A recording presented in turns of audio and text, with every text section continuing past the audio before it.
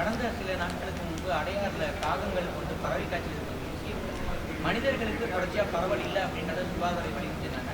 இப்ப என்ன சூழல்ல இருக்குது, கண்காணிப்பு பணிகள் எப்படியாக இருக்கு? பறவை காய்ச்சல் என்பது இப்போ ஒன்றிய அரசு கூட எல்லா மாநில அரசுகளுக்கும் WHO அந்த அவங்க மக்கள் நல்வாழ்வுத்துறையிலிருந்து நோட்டீஸ் அனுப்பியிருந்தாங்க. இது எல்லா மாநிலத்திலையும் இருக்குங்கிற மாதிரி தான் நான் சொல்லியிருந்தாங்க.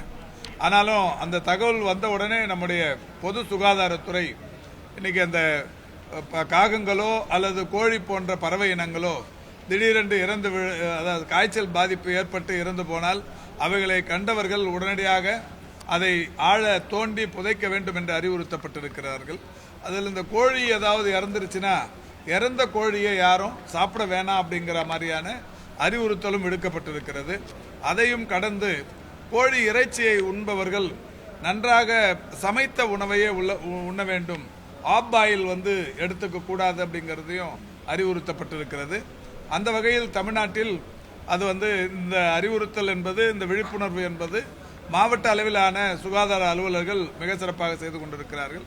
இந்த நிலையில் நேற்றைக்கு தலைமைச் செயலாளர் கூட அனைத்து அலுவலர்களுடனான ஒரு கூட்டத்தை நடத்தி இதில் ஏற்பட்டிருக்கிற முன்னேற்றம் குறித்து ஆய்வு செய்திருக்கிறார். இந்த வகையில் தமிழ்நாடை பொறுத்தவரை இந்த பறவை காய்ச்சலினால் ஏற்படுகிற பாதிப்புகள் மனிதர்களுக்கு தொற்றாது, அது தொற்று நோய் அல்ல என்பது போன்ற விவரங்கள் தெரிவிக்கப்பட்டிருந்தாலும் மக்கள் விழிப்புணர்வோடு இருக்க வேண்டும் என்கின்ற நிலையில்தான் தொடர்ந்து இந்த செய்திகள் சொல்லப்பட்டு வருகிறது.